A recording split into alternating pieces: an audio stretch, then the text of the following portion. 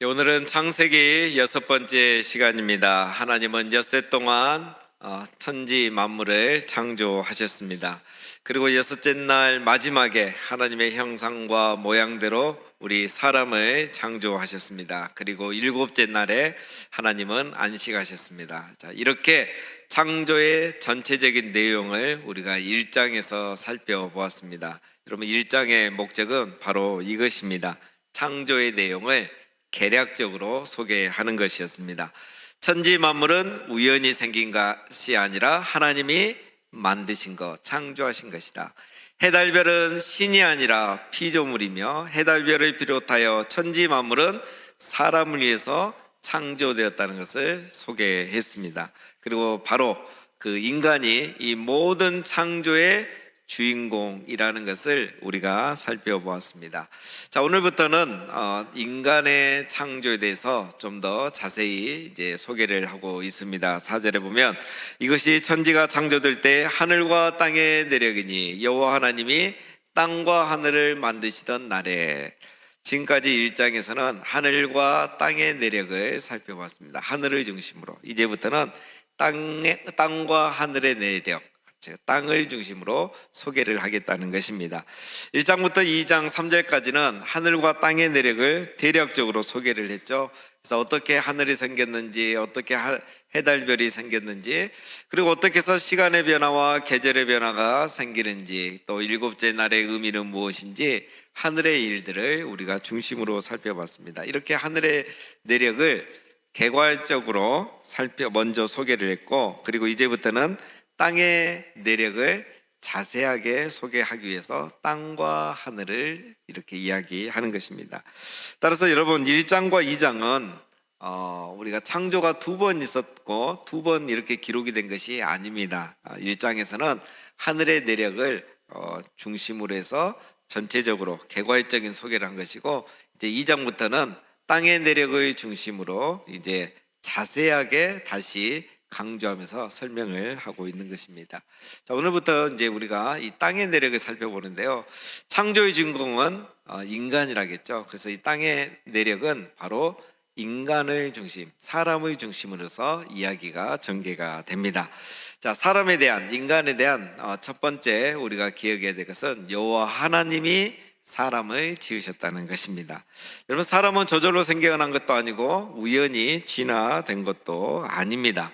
여호와 하나님이 사람을 지으신 겁니다. 오늘 7절에 보니까 여호와 하나님이 땅의 흙으로 사람을 지으시고, 여호와라는 이름이 여기서 보면 처음 나옵니다. 1장에는 여호와라는 말이 안 나왔습니다. 우리는 모르고 넘어갔지만 여호와라는 히브리어는 야훼이고, 여호와는 바로, 야훼는 하나님의 이름입니다. 하나님이란 이 엘로힘은 신의 호칭을 말합니다. 여러분, 종교마다 다 믿는 신이 있잖아요. 자기들이 믿는 신을 그들은 다 하나님이라고 부릅니다. 우리가 믿는 하나님도 하나님이죠. 근데 우리가 믿는 하나님의 이름은 여호와, 야훼 하나님인 거죠. 1장에서 천지 만물을 창조하신 분이 엘로힘, 하나님이신데 그 하나님이 바로 여호와이시고, 이스라엘 민족이 믿는 여호와 하나님이시고, 천지 만물을 만드신 엘로힘 하나님이, 여호와 하나님이 바로 사람도 창조하셨다는 것을 이야기하고 있는 겁니다.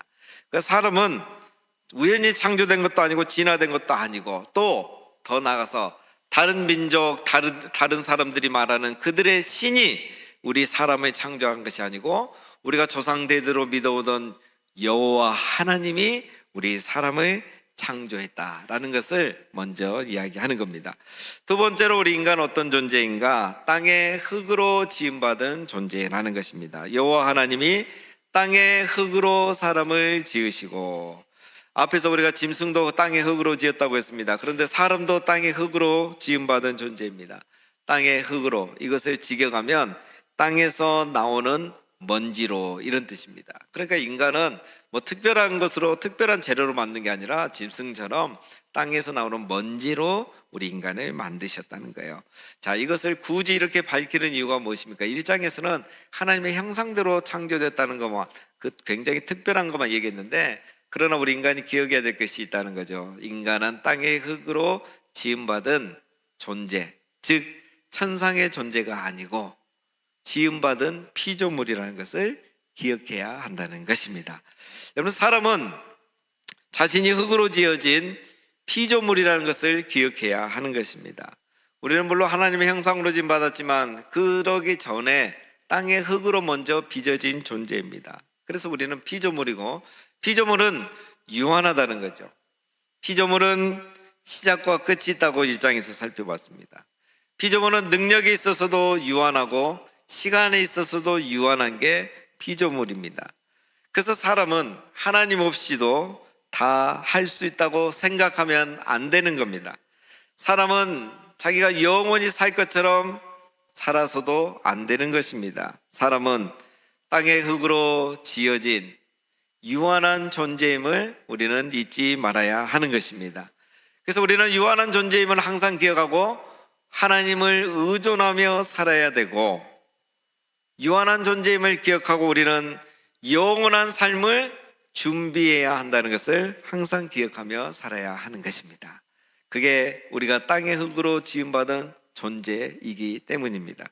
세 번째, 하나님은 인간을 지으실 때 생기를 불어 생명이 되게 하셨던 거죠. 여호와 하나님이 땅의 흙으로 사람을 지으시고 생기를 그 코에 불어넣으시니 사람이 생명이 되니라. 사람은 동물처럼 땅의 흙으로 지어진 피조물이지만 생기를 불어넣어 생명이 되었다는 겁니다. 그래서 사람은 살아있는 영혼을 가진 존재가 되었고, 영이신 하나님과 교제할 수 있는 영적인 존재가 되었다는 거예요. 이것이 이제 차이점이 되는 거죠. 인간은 어떤 존재입니까? 하나님의 형상이라는 특권과 그리고 땅의 흙으로 지어진 존재라는 한계를 동시에 가진 존재라는 겁니다. 특별하죠. 따라서 인간은 하나님을 떠나서는 살 수 없는 특별한 존재이고, 인간은 하나님을 떠나는 순간 흙으로 돌아가서 흙으로 끝나버리는 그런 제한된 존재라는 것을 말해주고 있는 겁니다. 따라서 우리 인간은 이 특권과 한계 사이에서 긴장을 늦추지 않을 때 인간의 존엄성을 계속 유지하며 살 수 있는 것입니다. 그래서 우리 인간은 이 한계와 특권, 이 사이에서 긴장을 늦추지 않고 교만해서도 안 되고, 자신의 존재의 소중함을 잊어서도 안 되고, 자신의 가치를 너무 폄하해서도 안 되는 것입니다. 우리 인간은 항상 자신이 유한한 존재임을 잊어서는 안 됩니다.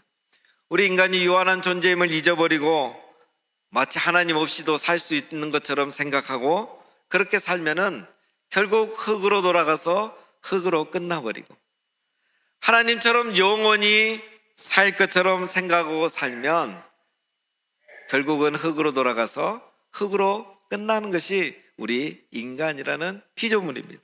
그러나 우리 인간이 유한한 존재임을 항상 기억하고 하나님을 의존하며 우리를 영적인 존재로 만드신 그 하나님과 날마다 신령한 교제를 나누며 믿음 안에서 신앙 안에서 살아가면 우리는 하나님과 함께 영원히 영생 복락을 누릴 수 있는 영적인 존재라는 사실인 것입니다. 인간은 땅의 흙으로 지음받았지만 하나님의 생기로 지음받은 생명이 된 존재라는 것을 우리는 항상 기억해야 하는 것입니다. 2장에서부터 보면 여호와라는 이름이 나온다고 했습니다. 여호와라는 이름이 처음 등장하는데요, 이 2절에 보면 모든 말에 여호와 하나님이 여호와 하나님이 여호와 하나님이 다 나옵니다. 하나님이라고 나오지 않습니다. 여호와라는 이름이 2장에서 계속 나옵니다. 인간의 창조를 기억하고 에덴 동산과 선악과를 다루면서 하나님의 이름을 소개하고 있는 거예요. 여러분, 왜 모세는 여기 2장에서부터 하나님의 이름을 소개하고 있을까요? 우리와 마찬가지입니다. 여러분, 우리가 자기 이름을 소개하는 것은 이제 서로가 더 나은 관계, 깊은 관계를 맺어가기를 원할 때 자기의 이름을 이렇게 소개하죠. 누군가에게 저를 소개하는데 제가 그냥 저는 거제교회 목사입니다 이렇게 소개하는 것과 저는 거제교회 오광열 목사입니다 이렇게 소개하는 것은 완전히 다르죠. 이제 내가 당신과 더 친해지고 싶습니다. 당신을 더 깊은 교제를 나누고 더 알아가고 더 배우고 싶습니다. 이랬을 때 자기 이름이 소개가 되는 거죠. 하나님이 사람을 땅의 흙으로만 아니라 하나님의 생기로 하나님의 형상대로 창조하신 것은 우리 인간이 이제는 여호와 하나님과 더 친밀한 교제를 나누며 더 친밀한 교제로 나아가기를 원하신다는 것을 모세는 강조하고 있는 것입니다. 그래서 하나님은 우리를 빚으시고 그 다음에 우리를 생기를 우리에게 불어넣어 주시고 그래서 우리를 더 사랑하시고 우리와 교제를 더 깊은 교제를 나누시기 원한다는 것을 오늘 이 이름을 통해서도 강조하고 있는 것입니다. 그래서 여호와 하나님이 땅의 흙으로 우리를 지으실 뿐만 아니라 생기를 우리 코에 불어넣으셔서 생명이 되어 영적인 존재, 영혼을 가진 존재가 되어 하나님과 항상 함께하며 하나님과 교제하며 살아갈 수 있는 존재로 만들어 놓으신 겁니다. 그래서 하나님은 그 사람을 이렇게 지으시고 땅의 흙으로 지으시고 생기를 불어 생명이 되게 하셔서 하나님과 항상 함께 하시고 함께 교제하시기 위해서 여호와 하나님이 사람을 에덴 동산에 두신 겁니다. 여호와 하나님이 사람을 지으시고 그냥 동물처럼 내버려 두지 않으신 거예요. 땅의 식물들처럼 땅이 알아서 식물을 내도록 알아서 자라가도록 하지 않으신 거예요. 에덴 동산을 만드시고 거기에 사람을 두시고 하나님은 거기에 사람과 함께하기를 원하셨습니다. 여호와 하나님이 동방의 에덴의 동산을 창설하시고 그 지으신 사람을 거기 두시니라. 여기서 창설하다는 단어는 히브리어로 장막을 치다, 텐트를 치다 라는 그런 뜻입니다. 금요기도회 때 이번 주에 제가 잠깐 말씀을 드렸는데요, 여러분 출애굽기에서부터 나오는 성막, 이 성막이 영어로 하면 텐트죠. 텐트. 그러니까 이 에덴 동산에서부터 성막과 성전이라는 개념이 시작한 거예요. 그러니까 성전 신학은 솔로몬 성전에서 시작된 게 아니고 에덴 동산에서부터 시작된 겁니다. 에덴 동산은 하나님이 텐트를 쳐놓으시는 거예요. 그래서 에덴 동산은 단순히 거주지가 아닙니다. 에덴은 바로 성막과 같고 성전과 같은 것이에요. 여러분, 성막과 성전이 왜 생겼습니까? 에덴 동산이 파괴되면서 인간이 거기서 쫓겨나면서 하나님과 함께하지 못하고 하나님을 만날 수 없었던 거죠. 그래서 성막을 만들고 성소를 만들어서 거기에서 사람이 하나님 앞에 나아갈 수 있도록 허락이 되고 그곳에 하나님이 임재하시고 성막과 성전에서 하나님을 만나게 되죠. 에덴은 하나님을 만나는 거, 하나님과 교제하는 거, 하나님과 항상 함께하는 것이에요. 그렇게 하기 위해서 하나님이 동방의 에덴 동산을 창설하신 겁니다. 텐트를 치신 거죠. 그리고 거기에 사람을 두시고 또 3장에 보면 하나님이 거기서 거니시니라. 사람을 두시고 하나님은 거기서 거니신 거예요. 에덴 동산은 하나님과 사람이 항상 함께하고 교제하는 곳입니다. 여러분, 인간이 하나님과 함께하는 곳은 기쁨과 행복이 있는 곳이죠. 그곳이 바로 어디라고요? 에덴입니다. 에덴은 그 이름의 의미가 행복, 기쁨, 즐거움 이런 뜻을 가지고 있습니다. 이것은 에덴 동산이 어떤 곳인지를 이미 말해주고 있는 것입니다. 에덴 동산은 사람이 살기에 좋고 에덴 동산에서 사람은 기쁘고 행복하게 영원히 항상 함께 살 수 있었습니다.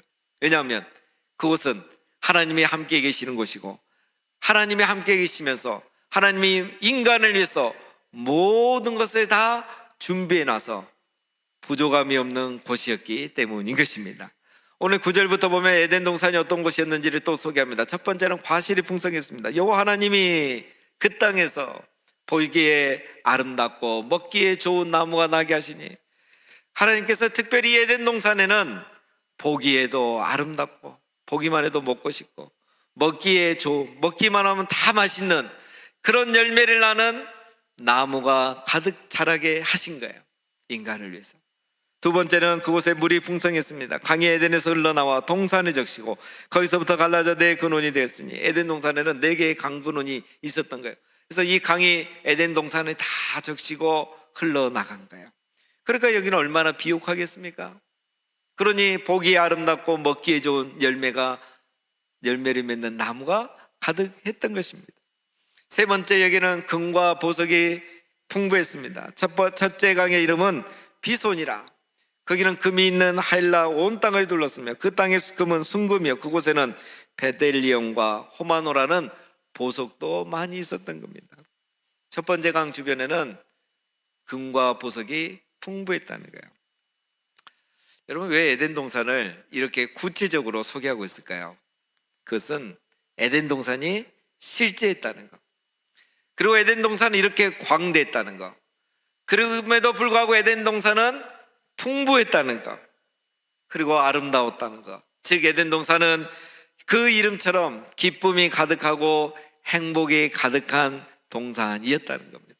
왜냐하면 하나님이 언제나 사람과 함께 하시고 그곳에는 언제나 모든 것이 풍성하고 아름다웠기 때문이었던 것입니다. 하나님은 우리 인간을 이렇게 사랑하셨습니다. 에덴 동산을 지으시고 거기에 사람을 두시고 항상 사람과 함께 거하시고 일용할 양식을 항상 공급하시면서 우리 인간이 풍성한 삶, 풍요로운 삶을 살아가도록 하나님은 에덴 동산을 창조하시고 창설하시고 거기에 우리 인간을 두셨던 겁니다. 그리고 이걸 하루만 누린 게 아니라 이곳에서 영원히 행복하고 기쁘게 살아갈 수 있도록 하나님, 여호와 하나님은 사람에게 완전한 자유를 주셨던 것입니다. 하나님은 에덴 동산에 보기에 아름답고 먹기에 좋은 각종 나무들을 나게 하시고 이 열매들을 사람들이 마음껏 먹게 주셨습니다. 여호와 하나님이 그 사람을 이끌어 에덴 동산에 두어 그것을 경작하여 지키게 하시고 여호와 하나님이 그 사람에게 명하여 이르시되 동산 각종 나무의 열매는 내가 임의로 먹되. 사람을 동산에 두시고 동산을 경작하고 돌보게 하시고 동산에서 나오는 각종 나무의 모든 열매는 내가 임의로 마음대로 원하는 대로 먹으라고 하신 거예요. 인간이 먹고 사는데 아무런 걱정이 없게 해놓으신 거예요. 인간을 너무 사랑하기 때문에 모든 걸 이리 마시고 맡기시고 너무 마음대로 먹고 살라고 완전한 자유를 주셨어요. 그러나 선악을 알게 하는 나무의 열매는 먹지 말라고 하셨습니다. 선악을 알게 하는 나무의 열매는 먹지 말라. 내가 먹는 날에는 반드시 죽으리라. 아니, 완전한 자유를 주셨는데 갑자기 선악을 알게 하는 나무의 열매를 먹지 말라는 거예요. 자, 여러분, 선악을 알게 하는 나무의 열매, 이것이 도대체 무슨 의미일까요? 이 나무가 정말 에덴 동산에 있었을까요? 여러분, 이것은 이 나무의 열매에 선악을 알게 하는 성분이 들어있어서 이것을 먹으면 선과 악을 알게 된다는 의미가 아닙니다. 선악을 알게 된다는 것은 인지적 기능을 말하는 것이 아니에요. 선악을 안다 이러니까 선과 악을 알게 되는 어떤 인지적 기능을 얻게 된다, 그런 의미가 아니라는 거예요. 이것은 무엇이 선이고 악이고 무엇이 옳고 그른지를 결정하는 최종적인 권위를 갖는 것을 말해요. 그러니까 선악을 알게 하는 나무의 열매를 먹는다는 것은 인간이 선과 악을 정하고 무엇이 옳고 무엇이 그렇다는 것을 인간이 정하는 최종적인 권위를 인간이 갖겠다는 그것을 의미하는 거예요. 그러니까 이 선악을 알게 하는 나무의 열매를 먹는다는 것의 의미를 알려면 반대로 생각해 보면 돼요. 이 나무의 열매를 먹지 않는다는 것은 무엇을 의미하겠습니까? 인간이 흙으로 지음받은 존재임을 기억하고, 그리고 인간은 하나님의 생기로 지음받아서 하나님을 의존하며 그분과 교제하며 그분의 입에서 나오는 말씀으로 살아야 되는 존재임을 기억하고, 즉 인간 스스로의 특권과 한계를 기억하고 있다는 것을 말하는 거예요. 그러니까 먹지 말라는 하나님의 말씀에 순종함으로 이것을 내가 잊지 않고 있다는 것을 보여주는 거고, 여전히 내가 피조물이고 나는 하나님만을 의존해서 그분의 말씀에 순종함으로만 살 수 있다는 것을 기억하고 있다는 것을 보여주는 것이 먹지 않는 것입니다. 그래서 각종 나무의 열매를 임의로 먹는 것이 완전한 자유인 것처럼 먹지 말라라는 것도 완전한 자유가 되는 것은 인간에게 스스로 선택할 선택권과 자유와 기회를 주었기 때문인 것입니다. 그래서 인간은 이것을 스스로 선택함으로 에덴 동산에서 하나님과 함께 영원히 풍성한 복을 누리며 살 수 있는 것입니다. 여러분, 진정한 자유는 자발적인 선택이 가능할 때 주어지는 것입니다. 생명나무와 선악을 알게 하는 나무를 함께 동산에 두었다는 것이 무엇을 의미하는 겁니까? 인간은 선택을 할 수 있는 완전한 자유를 가진 존재라는 거예요.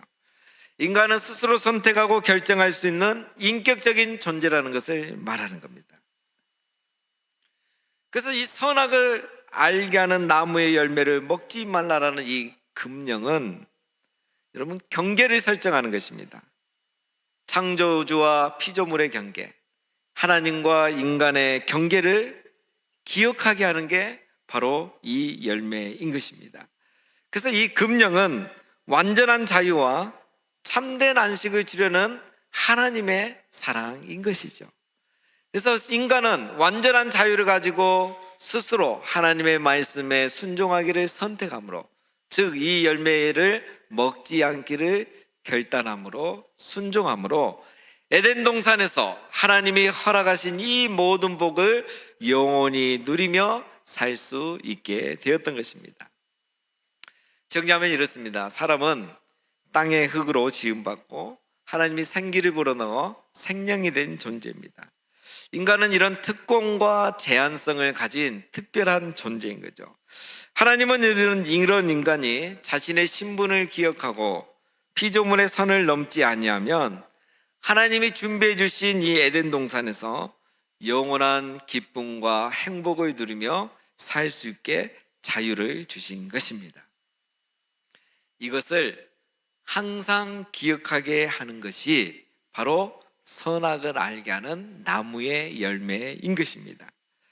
그런 의미에서 이 나무는 바로 메신저 나무, 하나님의 메시지를 기억나게 하는 메신저 나무이고, 내가 정말 그것을 기억하고 그 선을 넘지 않고 있다는 것을 행동으로 보여줄 수 있는 테스트 나무인 것입니다. 이렇게 생각하면 선악을 알게 하는 나무의 의미, 왜 하나님을 만드셨는지를 쉽게 이해할 수 있습니다. 바로 이 나무가 창조주와 피조물을 구분하게 하는 것입니다. 인간이 피조물임을 기억하게 하는 겁니다. 인간이 피조물의 선을 넘지 않도록 해주는 것입니다.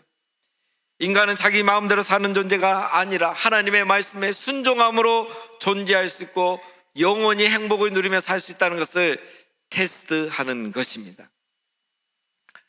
여러분, 이런 의미에서 선악을 알게 하는 나무 열매의 유혹은 오늘 우리 앞에도 있는 것입니다. 현대를 사는 우리들에게 선악을 알게 하는 선악과와 같은 이 유혹은 여러분 무엇이 있을까요? 많은 것들이 있지만 오늘 한 가지만 생각하면 그것은 바로 자기중심적 세계관인 것입니다. 인간이 중심이 되어 모든 것을 결정하고 판단하려는 태도인 것입니다. 자신이 선과 악을 스스로 규정하고 자기 소견에 옳은 대로, 내가 옳다고 생각한 대로 행동하려는 습관입니다. 성경이 무엇이라고 말씀하느냐가 중요한 것이 아니라 내가 어떻게 생각하고 내가 무엇을 옳다고 믿느냐가 더 중요하게 여기는 것입니다. 하나님이 거룩하게 구별하신 일곱째 날을 자기가 스스로 해석하고 자기가 판단하고 자기가 마음대로 임의로 행동하는 겁니다. 하나님을 사랑하되 마음과 뜻과 힘을 다하여 사랑하라고 했는데 그 기준을 그냥 내 생각대로 내 형편대로 낮추는 겁니다. 이웃을 사랑하되 내 몸과 같이 내 자신과 같이 사랑하라고 했는데 그것을 내 마음대로 판단하는 거죠. 그래서 이웃의 정의와 이웃의 한계를 내가 정하는 겁니다. 그래서 내가 좋아하는 사람도 내가 정하고 내가 싫어해도 미워해도 되는 사람을 내가 정하고 그렇게 하는 것에 대해서 전혀 죄책감이 없고 미안함이 없는 것입니다. 선과 악을 내가 기준이 되어 내 생각과 내 세계관대로 정하고 행동하고 그것이 바로 내가 하나님인 것처럼 그렇게 생각하고 행동하는 것, 이게 바로 오늘 우리가 매일 먹고 있는 이 선악을 알게 하는 나무의 열매들인 것입니다.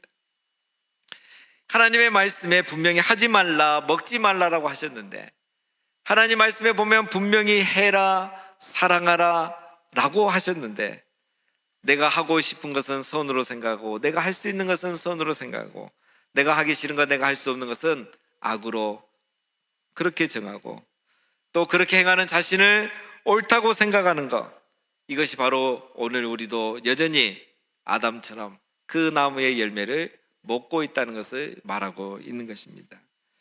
여러분, 아담이 내 임의로 먹으라는 말씀에 순종함으로 그가 영원한 생명이 될 수 있었고, 또 먹지 말라는 말씀에 순종함으로 영원한 생명이 될 수 있었던 겁니다. 그러니까 아담이 죽고 사는 것은 그 나무의 열매에 달려 있는 게 아니라 그것을 먹으라 먹지 말라는 하나님의 말씀에 순종하는 여부에 달려 있었던 것입니다. 그러니까 아담이 하나님의 말씀에 순종했다면 그는 내강이 흐르는 이 풍요의 에덴 동산에서 부족함이 없는 삶을, 행복한 삶을 영원히 살 수가 있었던 것입니다. 여러분, 오늘 우리도 마찬가지입니다.